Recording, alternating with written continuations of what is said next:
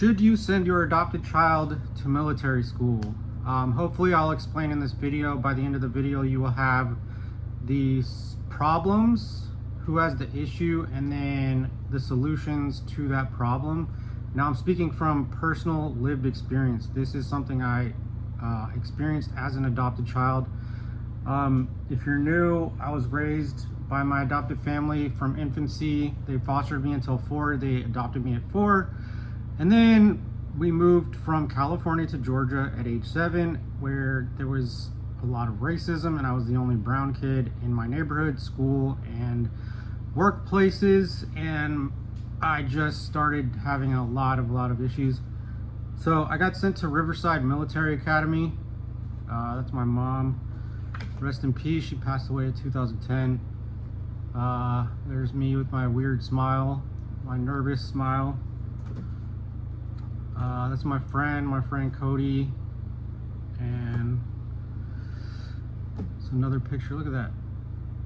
Beautifully dressed. Fucking hated military school. Sorry for my language. If you don't know me, I do cuss a lot, and I will not apologize for it. Just how I lived, what I've been through, it's just part of my life, so that's just me. I will not change for anybody. But look at that beautiful face. Look at that handsome, look at those bells on my neck. I mean, that's beautiful. This is one of the most darkest, disturbing times of my life, and I want to get into it, what the problem is, what I believe most people misunderstand, and why they are even considering sending an adopted child to military school. I truly believe, and I can only speak from my experience and listening to Paul Sunderland and other people's stories, is that parents adopt their children without knowing all of the information, all of the adopted child's needs. So I think that it is adoptive parents, well-intended, loving parents, but they don't understand the full extent to the complexities of the adoptee's needs and what is really going on with an adoptee. And then adoptees may have a lot of issues with attachment, relinquishment, abandonment, experiencing abandonment, RAD, attachment disorders, ODD, oppositional defiance disorders, and I looking back, I had all those and really, to me, it's just grieving. I didn't know I was grieving. We have no pre-verbal personality, so it is the adoptive parents' job to be fully educated and fully adoption trauma informed. And if you are not, you can run into these problems where you think you need to send your adopted child to military school. So I typed out some notes here on what happens to a child and why it's harmful to send them to military school. If you don't know, the abandonment at birth, it's just another abandonment, and if adoptive parents don't know this, you can just keep reopening that abandonment wound, and then we get more traumatized and trust everybody around us less. So sending an adopted child to military school can potentially be harmful for several reasons, particularly if the decision is made without considering an adopted child's unique emotional, psychological, and relational needs. We have additional unique needs. We cannot be raised like biological children. There's just so many different reasons why. So number one is attachment and trust issues. Many adopted children, especially those adopted from difficult circumstances, may experience disruptions in attachment early in life. Separating them from their adoptive family by sending them to military school can exacerbate feelings of abandonment and insecurity, undermining the trust and bonds you've worked to build. This is what happened to me. I never trusted my parents after this, and it was a devastating experience. Number two, loss of stability and routine. Adopted children often thrive in environments with consistent care, routines, familiarity. Military schools can be highly structured and strict, but the change in caregiver's environment may feel destabilizing, leading to stress or anxiety. And I got bullied by this one huge black dude. Like I said in my past videos, I was very small. You can see how skinny I was in my pictures. I did not know any self-defense back then, and I was very quiet, very nervous, very shy. And I was a very easy target to get picked on. Not anymore, but just saying, like, that was awful. Number three, identity and self-worth challenges. Adopted children sometimes grapple with the feelings of rejection or a need to prove their worth. Sending them to a setting that emphasizes discipline and achievement over personal connection could reinforce feelings of inadequacy or rejection. This is so big, so vital. I wish that adopted parents could just get this. I wish my parents could have got this.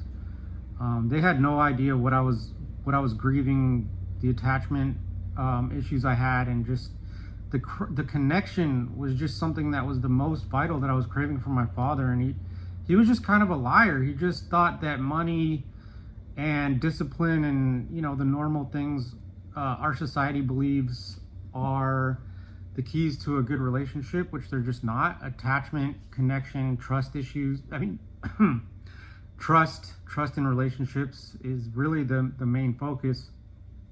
Number 4 is impact on emotional and social development. Military schools may not be equipped to address the emotional complexities or trauma that some adopted children experience.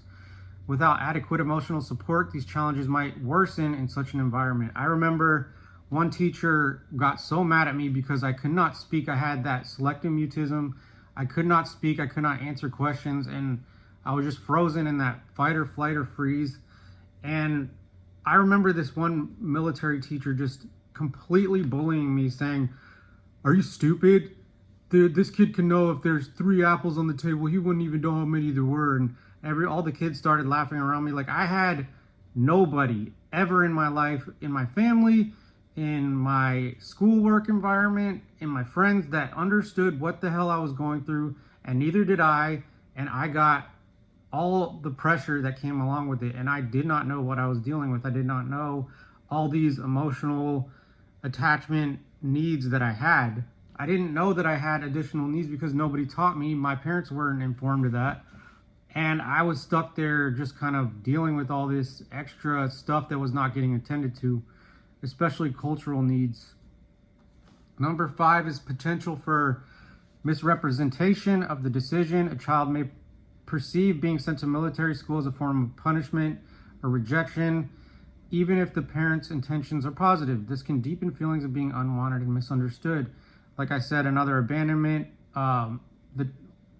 Us as adoptees often are experiencing abandonment, and that can come off as anger or defiance disorder or a bunch of other things. But if you really get that we are experiencing abandonment and fears of rejection from a primal place that we need help with, validating, and we don't even know that we're dealing with it if we're raised from birth and nobody tells us that or informs us that, it can be very, very, very dark road and a disservice to all involved in the adoptive family. Number 6, missed opportunity for family bonding. Adolescence is a critical time for strengthening family connections and guiding the child through challenges. Sending them away during this period may limit opportunities to build deeper relationships and provide reassurance they need. Alternatives to consider. If behavioral educational concerns are prompting thoughts of military school, it may be more beneficial to explore family therapy, counseling, or specialized programs tailored to the needs of adopted children. I will put in the description how to find a adoption competent therapist. It's from the outspokenadoptee.com.